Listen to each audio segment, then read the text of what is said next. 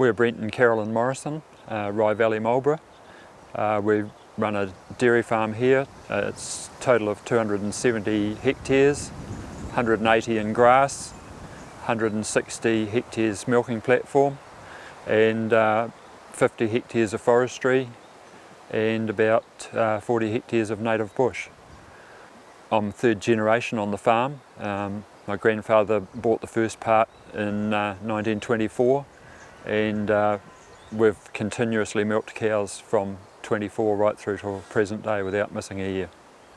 Originally the reason why we fenced these areas off was when we purchased this part of the land we lost cows down the gullies. Rai Valley is a little bit unique to Marlborough, or as being part of the Marlborough Sounds. We actually have an annual rainfall as averages about 2 metres a year, so it's a pretty good environment for growing trees, and basically most trees will do well. It's particularly renowned for pine trees in the area, but yeah, we wanted to have alternatives, so we've experimented quite a bit, and blackwoods, Douglas firs, macrocarpers have been a problem. They get canker here, so we used them early on, but we've now gone to some quite large plantings of lusitanicas which haven't got canker and are doing extremely well. So we've got about 30 hectares of lusitanica. This is an example of our gully plantings in this area, which has got the mixture of pines, Douglas and a few other bits and pieces. There's some blackwoods down behind us here that are doing particularly well, and up above us on the hillside there's even some silver birches, Jap cedars, and a few colourful flaxes and things as well, just for aesthetics. You'll notice that the Douglas firs are pruned, which is pretty unusual. The main reason for that is that in these small gully areas I've planted quite close up to the fences, and as we have dairy cows they'll chew at anything they can get at, so we've pruned the Douglas to stop the cows reaching them, and just to keep them back, and also ultimately hopefully get a better log quality. Most of the pruning that we've done has been from school leavers, kids that have gone to school with our kids and been looking for holiday work. We've had a lot of kids come in and do holiday work pruning, which has been really interesting, teaching them how to prune trees and work on them and create an interest for them.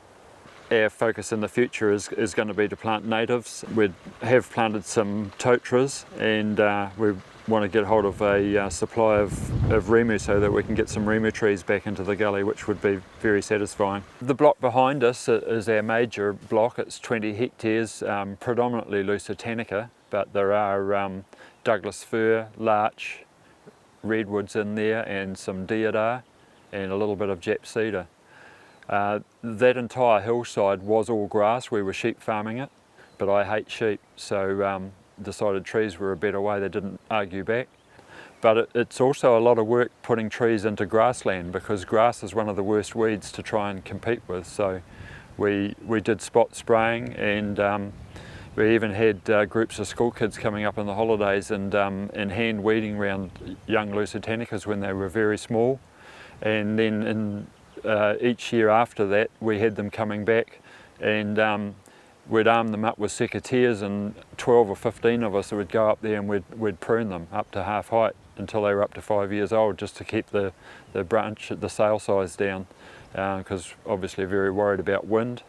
And touch wood, you know, they're 13, 14 years old now, and we've never had any issues with wind blow, so they're now fully pruned to 6 metres. And actually our oldest son was in the planting gang. He planted one lot of 8,000 trees on his own, and then the next year he came back and he was in a planting gang and was involved in planting the next 12,000 trees that went in. I see you know, great future in trees for I mean they're a common retirement plan, but I think you can get into them at any age. It's never too late. My father started our forestry here in '65. He first started planting pine trees, but we developed one runoff block that he bought.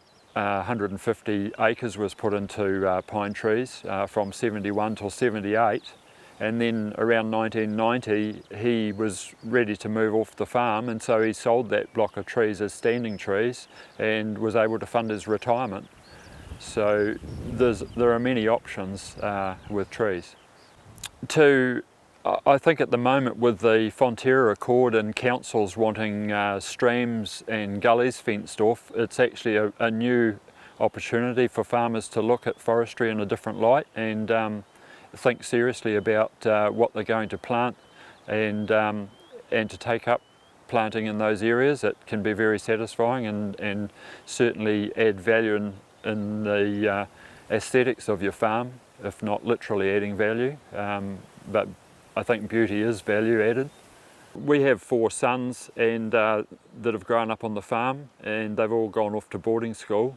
But they still have strong links back to the farm and particularly to the forestry. 2 of them are now working overseas, and they're quite often checking on the internet to find out what's for sale in the area in the way of forestry. They're quite keen to invest in forestry in the future, and we know that our legacy will always be looked after in the future because they're keen to take it over. This is one of our many waste areas. We decided to put some totras in because we wanted to get into natives a bit more. We're just form pruning them. I think they're 4 or 5 years old at the moment, and but yeah, doing pretty well. Need regular form pruning, and because we will keep them tidy so that they will be capable of growing timber trees eventually. Just chuck a few flaxes and pittosporums in just to mix it up a wee bit. This is a small plot of blackwoods and redwoods that we've got mixed here on the edge of our native bush. Blackwoods are really exciting and really frustrating. They are a nightmare when they're young, multi-leaders, easily wind damaged.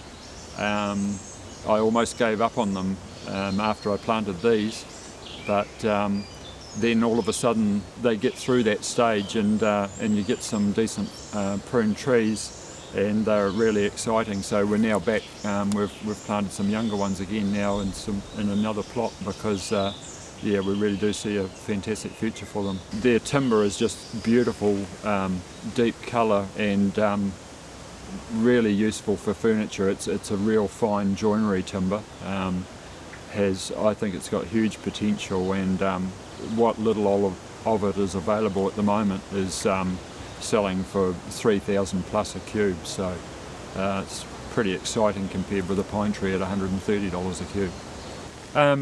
From farm forestry point of view, we started doing our own thing before we actually were involved with Farm Forestry Association.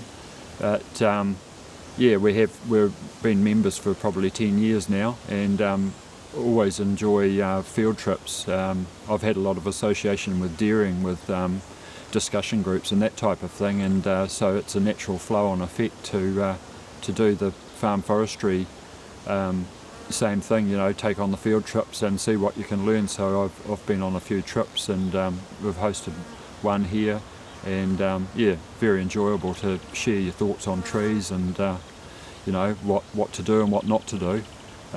It's a great way to find out things. And you know, with the Fonterra Accord and the councils now having an input as well, I think it's an even better time for people to think about joining up and seeing what they can make the most of their waste areas, really.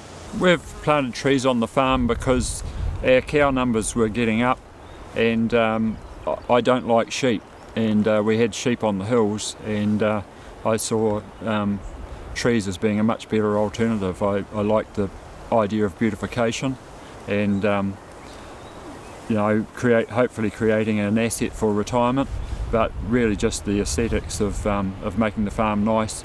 And it enabled us to fence off the hill areas and plant them in trees, and we've basically shifted the fences down a couple of times now. It's almost eliminated using the top dressing plane to do the hills. We now got the fences down where we can, the truck can do everything pretty much.